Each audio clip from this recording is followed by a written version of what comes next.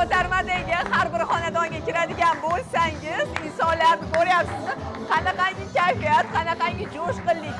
Millatlar hamdo'stligi va do'st inoqligi mana shunaqangi xonadonlarda bilinadi va har bir xonadonda esa insonlarning kayfiyatini ko'rib, "Vo, ajabo, yurtimizga to'ylar yarashishi bor gap" deyishingiz aniq. Bugungi xonadonda ham o'zbek, qirg'iz, tojik millati vakillari bir dasturxon atrofida jam bo'lganlar. Milliylik bunda o'z aksini topgan. Qay bir hududga bormang, qay bir xonadonga kirmang, insonlarning yuz-ko'zlaridagi quvonch sizni quvontirishi tabiiy. Aytishadi-ku, yurtimizga bayramlar yarashadi deb. Shundan-da yurtimizga bayramlar yarashadi.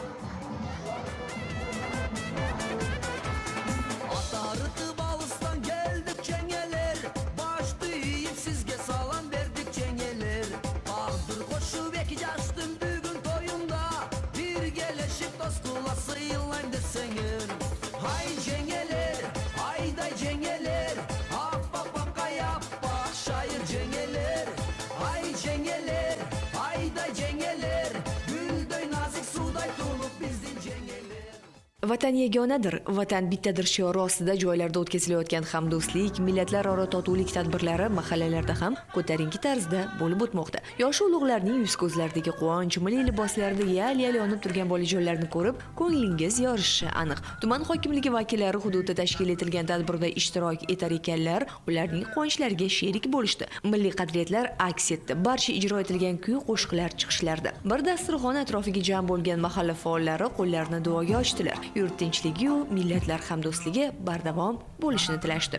Biz mana ko'tarma qishtog'ida turli tuman ellar yashaydi. Qirg'izlar, o'zbeklar, tatarlar, uyg'urlar, bardığımız bir dostlukta yaşab yatağız.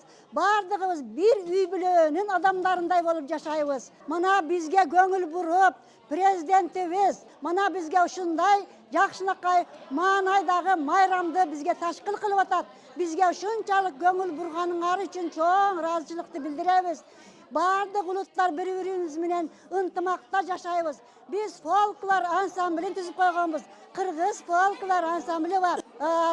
Respublikada Taşkent'te gilemdozçuluk boyunca Amir Temur'dan rasmini tokup UNESCO'nun sıylığını alıp gelgemin. Mektepte direktör, zavod, zam direktör bolup işlegemin. Eki jolu deputat bolganmın. Mana şu kötörmenin eli şunçalık bir tuğanday bolup bugün mayramda jakşı manayda mayramda ötközüp jatabız. Tinch yurtga bayramlar yarashishi, turli tadbirlarning o'tkazilishi albatta bu insonlar kayfiyatiga ham bog'liqdir. Qardosh millat vakillari do'st inoqlikda yashab kelayotgani, mamlakatda olib borilayotgan islohotlar samarasi ham demak. Qirg'izistondan tushganman kelin bo'lib 45 yil bo'ldi tushganimga. 6ta bolam bor, baldarim, qizlarim Xudoga shukr, oliy ma'lumotli, yaxshi ishlarda ishlaydi. O'zim 30 yil medik bo'lib pensiyaga chiqdim. Mana shu O'zbekistonga kelin bo'lganman, baxtliman.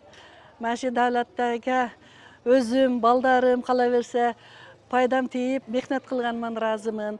Shunday faraban günlerde qilib bergan prezidentimizga rahmat aytamiz.